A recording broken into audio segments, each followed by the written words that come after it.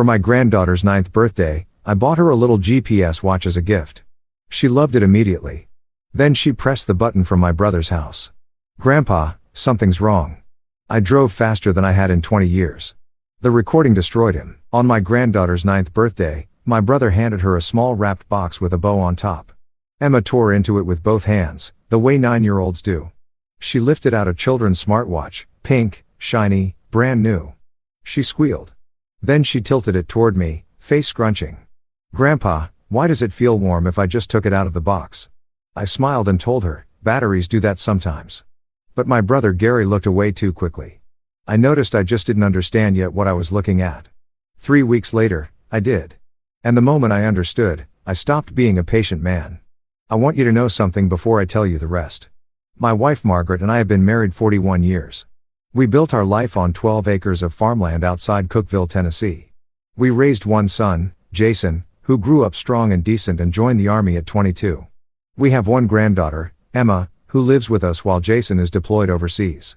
Has been for 14 months. Margaret and I are not frail. We are not confused. We are not declining.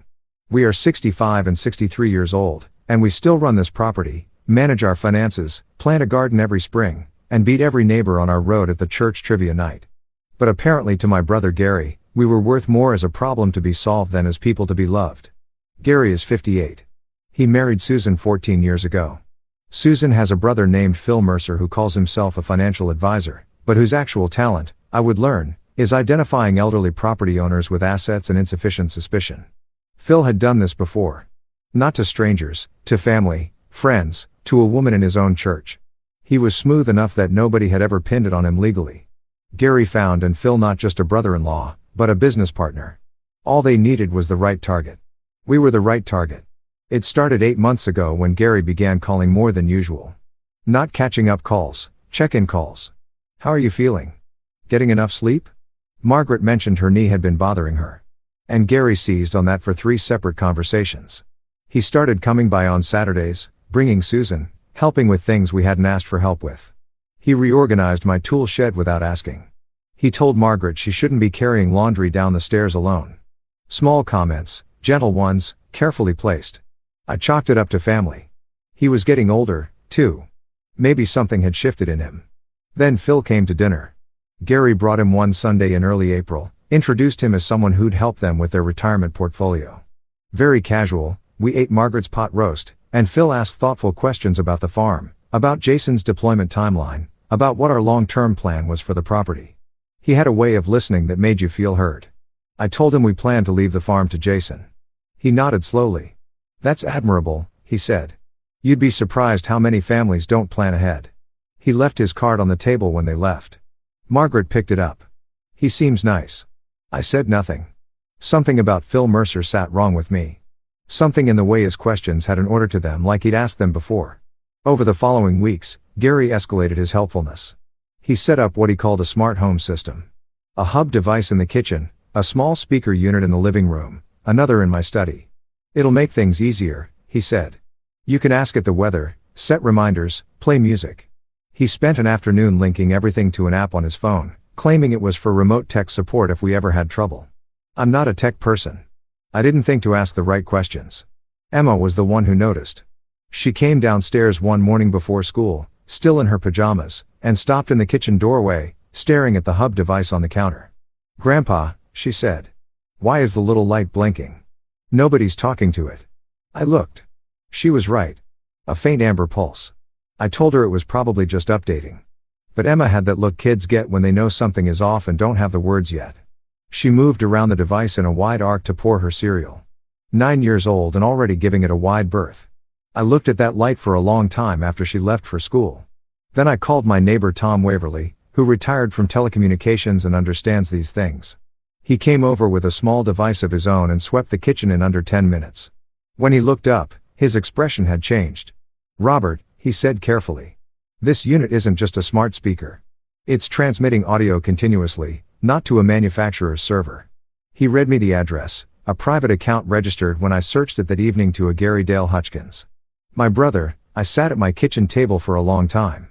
Margaret had gone to bed. Emma was asleep. The house was quiet except for the sound of that device, which I had not yet unplugged. I didn't unplug it.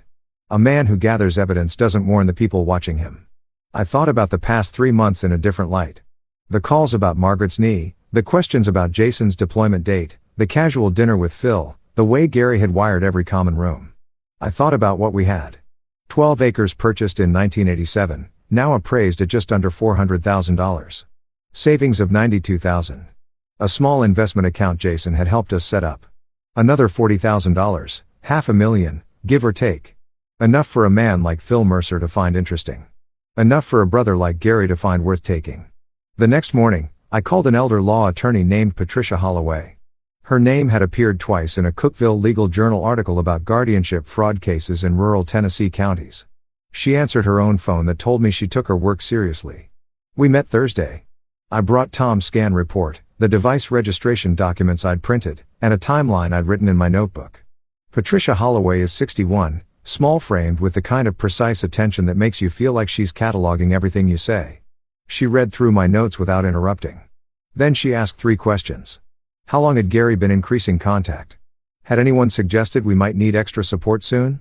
And had we recently met anyone new through Gary who asked about our finances? I answered yes to all 3. She folded her hands.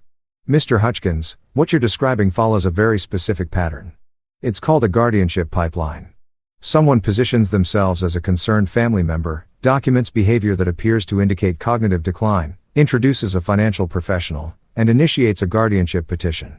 The goal is legal control of assets before the target understands what's happening. She paused. You caught this early. That matters, but we need to move carefully. If they realize, they'll accelerate. She told me not to remove the devices, to behave normally, to document everything. She pulled up court records on her laptop and searched for 20 minutes while I sat across from her. Then she turned the screen toward me. A guardianship petition had been filed 11 days ago in Putnam County Probate Court. Petitioner Gary Dale Hutchkins, supporting affidavit signed by Philip R. Mercer, identified as a concerned family associate with first-hand knowledge of Mr. Hutchkins's declining cognitive state. Proposed guardian of estate. Philip R. Mercer, not Gary. Phil. Patricia had seen this before, too. Gary gets a cut, she said simply. Phil gets control and takes a management fee off every asset liquidation. Your brother trades you for a percentage. She kept her voice professional, but her jaw was tight. The hearing is in 19 days. I drove home with my hand steady on the wheel. Inside, I was something colder than angry. I was certain. That Friday, Gary called to invite Emma to spend Saturday at his house. Susan would take her to the mall, he said. Get her some new school shoes. I hesitated. Emma looked up at me from the couch with those wide eyes that still trusted everyone. I said, yes. I had a reason. I'd ordered a child GPS tracker watch the day before Patricia told me to, a simple one. I told Emma it was so she could always reach me when she was away. She liked the idea.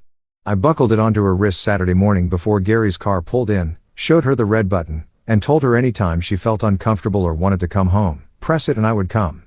No questions, no waiting. She pressed it once in the driveway just to test it. My phone buzzed instantly. She grinned. Got it, Grandpa. They left at 10 o'clock. By noon, I was restless. I called Margaret into the kitchen, away from the speaker devices, and told her everything, all of it.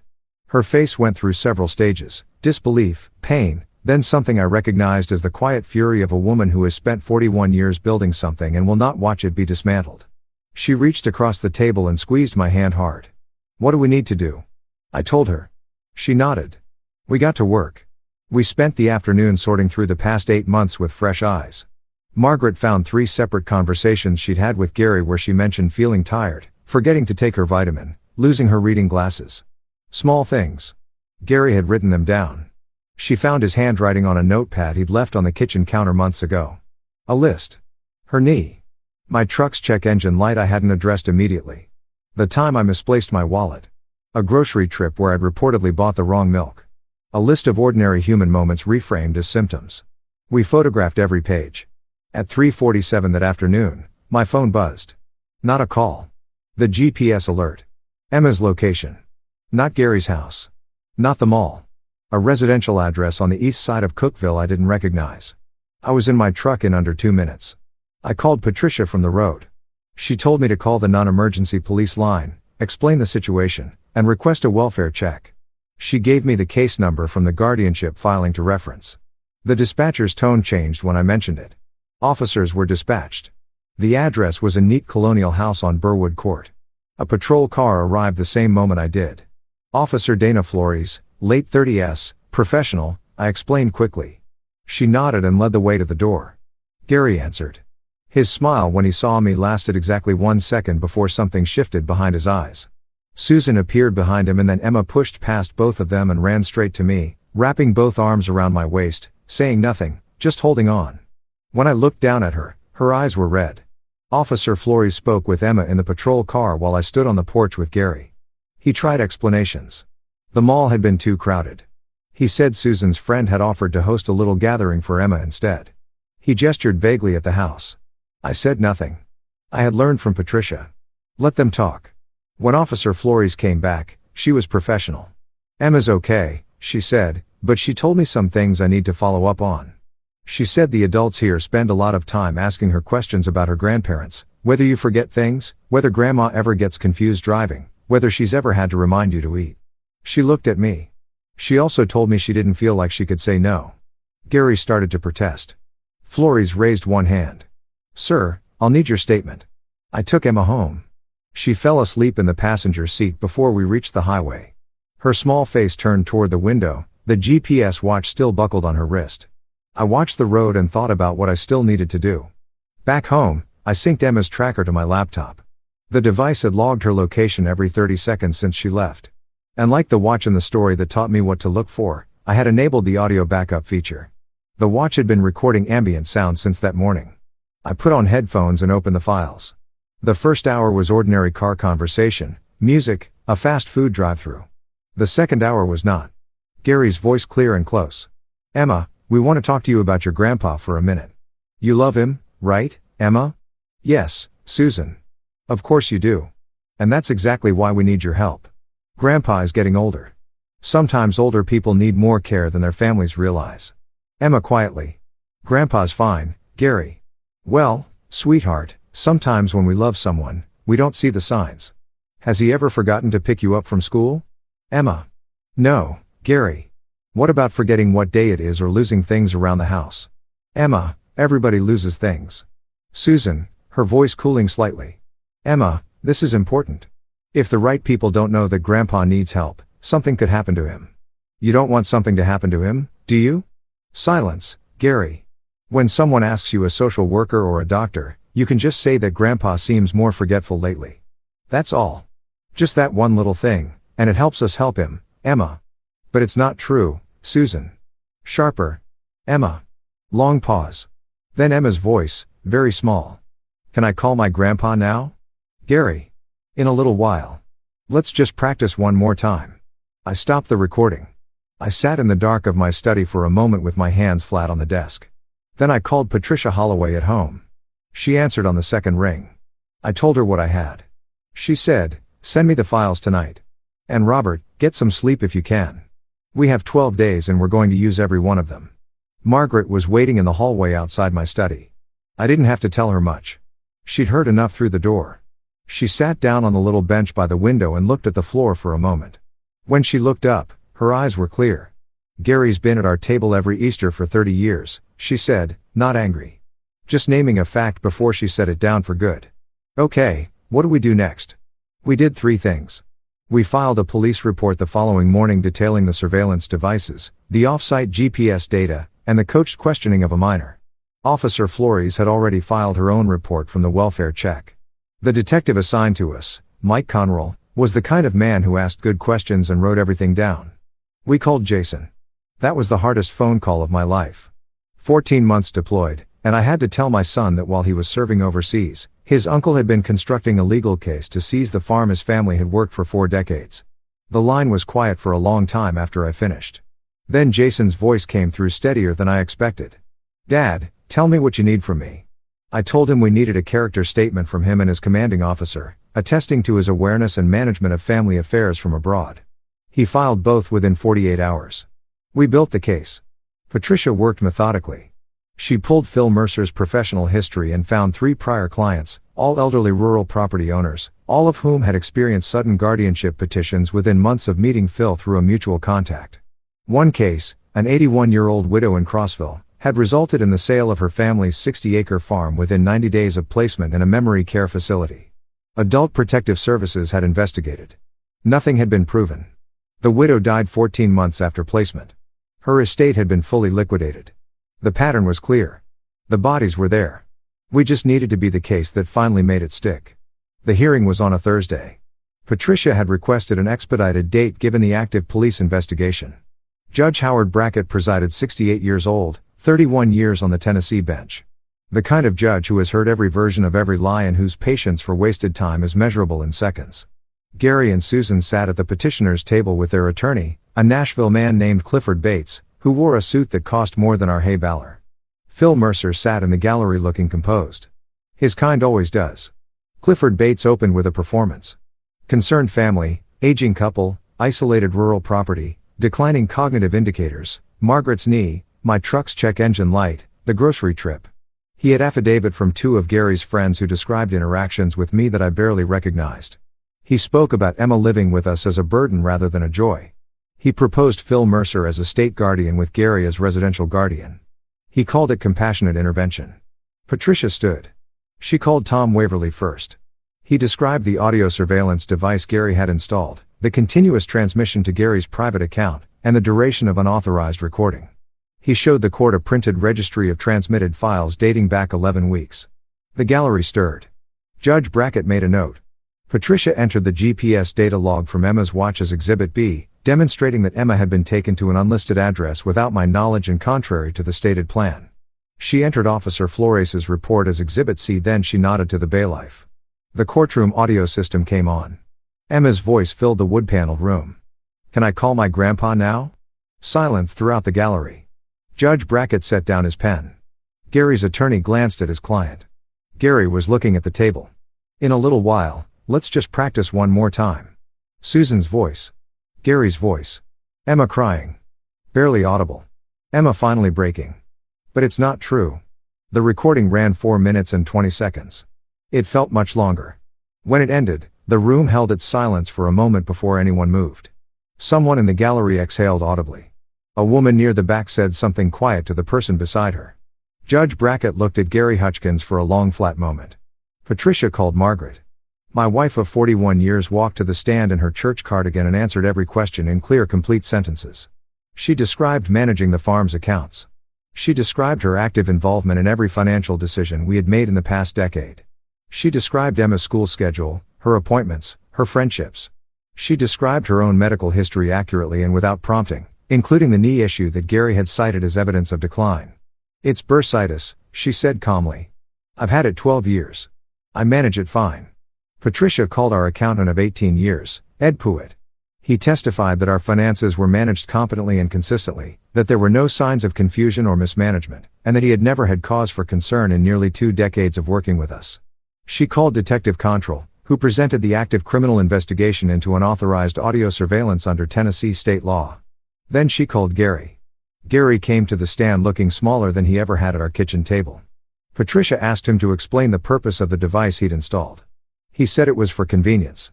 She asked him to explain why it was transmitting to his private account. He said he thought it was the manufacturer's standard setup. She showed him the registration documents, his name, his personal email. He looked at them and said nothing. She played one more audio clip. Gary's own voice captured by the device in our kitchen 3 weeks before the birthday. Speaking to Phil Mercer on a call that neither of them had known was being logged. The petitions filed. Once the hearing goes through, how fast can you move on the land sale? The farm's the real asset. Phil's voice. 60 days if the title's clean. We split the advisory fee the way we discussed. The courtroom erupted. Judge Brackett's gavel cracked twice. Clifford Bates stood. "Your Honor, I move to sit down, Mr. Bates." Brackett's voice did not rise. It didn't need to. He removed his glasses and looked at Gary Hutchkins for a long moment. Then he looked at Phil Mercer in the gallery. Phil was no longer composed. Judge Brackett ruled the guardianship petition was denied in its entirety. Robert and Margaret Hutchkins had demonstrated full competency and there was no basis for intervention. He referred the matter to the Putnam County District Attorney's Office for criminal prosecution on charges including unauthorized surveillance, conspiracy to commit financial fraud against a protected adult, and child manipulation. He referred Phil Mercer's conduct to the Tennessee Department of Commerce and Insurance for investigation and license revocation. He issued a no-contact order between Gary and Susan Hutchkins and our family, including Emma, effective immediately. His final words from the bench. This court has seen elder abuse in many forms. What makes this case particularly egregious is the use of a child. A 9-year-old girl was coached to bear false witness against her own grandparents. This court will not overlook that. The district attorney's office will have every document filed in this proceeding. Outside the courthouse, Patricia shook my hand. Margaret stood beside me in the afternoon light. We didn't say much. We didn't need to.